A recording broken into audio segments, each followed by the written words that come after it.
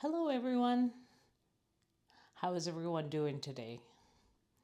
Well, as you know from my last video, I was learning cribbage and that was going pretty well. My husband took his time with me, making sure I understood, how to count my cards, when to count my cards. So I was learning the process, so I felt comfortable. Let's flash forward. So at my work, we do monthly events and we like to just boost employee morale. We happen to have our March Madness event, and to kind of end out the month of March, we had a celebration, and there would be 4 areas of competition, and the winners of those 4 different competitions would compete in the final 4. So, just like the March Madness bracket, we had rock, paper, scissors in one room, we had trivia in another room, and we had in the front lobby, we actually had 2 games, cornhole and Jenga, and then we had the cribbage tournament.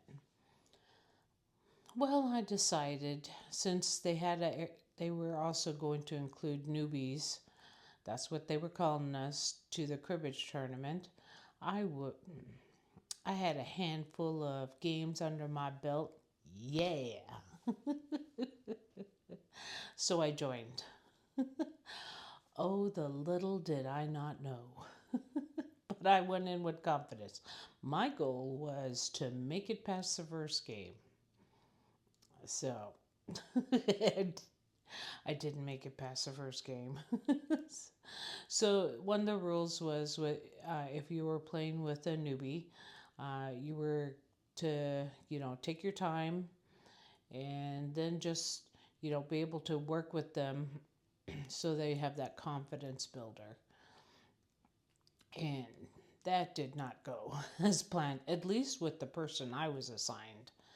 Um, he was ready to count his cards when we were done getting to 31, and oh lordy, you could see the frustration in his face when I was trying to count. And it didn't help that it was a tournament. Now, let me tell you, those players that came to join the tourney that, had a difference, they had a higher skill level, they were there to play. And they were there to win. Cutthroat. Cutthroat. That's all right. It's all in fun. And then we had people coming in the conference room and they were spectators. And so that's a very distracting thing when you're learning, is you have all these different conversations happening in the background, and then they turn around and shut the door, which just made the conference room just echo everything. And so, here I am trying to count my cards, 15-2, run for 3. Uh, it and so, and my opponent Larry, he was, he was ready to play. Yeah, so, and but I didn't make it past the first round. So it was definitely a good learning experience. I I will be honest, as I am very honest. I was pissed when I didn't win that game. Not because I lost, but just because of the environment that was happening, people talking, loud noise. I actually left. I didn't stick around. I actually left, and I, I was I was just upset. But all in good, I went to my office. I calmed down, because I really wanted to see the Final Four competition. And I'll tell you one thing.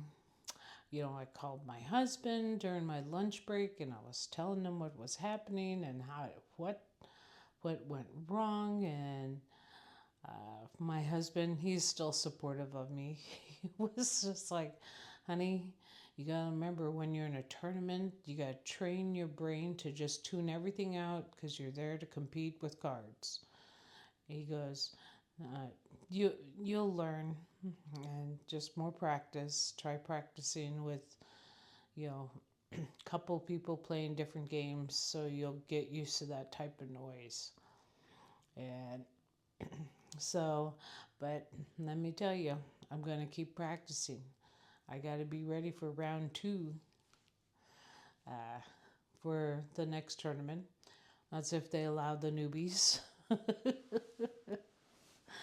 But yeah, it definitely, it's a challenging game, because not only you have your opponents that are more skilled, um, they they can count their cards quicker, add up their points, whereas my skill level, I still have to take my time. So now when I play games either with my husband or with Larry, I turn around and I control the pace. Um, just because I want to make sure I'm understanding the games. I would hate to lose points or not count points and then have my opponent call me out and take those points from me. So, and you know, it was also distracting because I thought I had a good hand, and turns out I was struggling because I would discard the wrong ones and give them to my opponent. But all well and good. So, have you ever been through something like that where you had confidence going in, especially in some type of card game, and all of a sudden you were like, what am I doing, Lord? How did you survive? Did you get over it, dust yourself off, stand back up, and try it again? Let me know down in the comments. Um, I'd like to hear some other stories of what people, have gone through. But I'm still gonna be on my cribbage journey. I ordered a cribbage board, and and I'm excited. I could have ordered one just off Amazon for like probably $10 or less, but no, I went on Etsy. Oh lordy! But then I saw one on Etsy.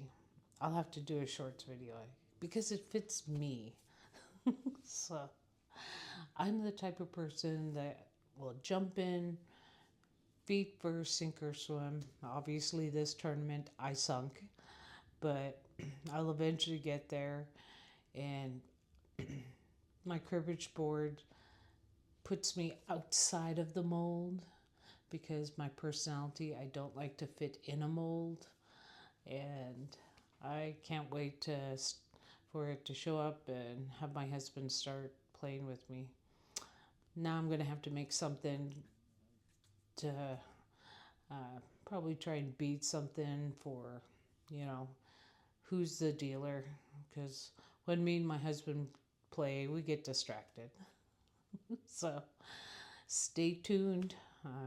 Maybe I'll post a game of me and my husband playing on my new board. That'll be a good little shorts video. You have a wonderful day and enjoy yourself. Bye.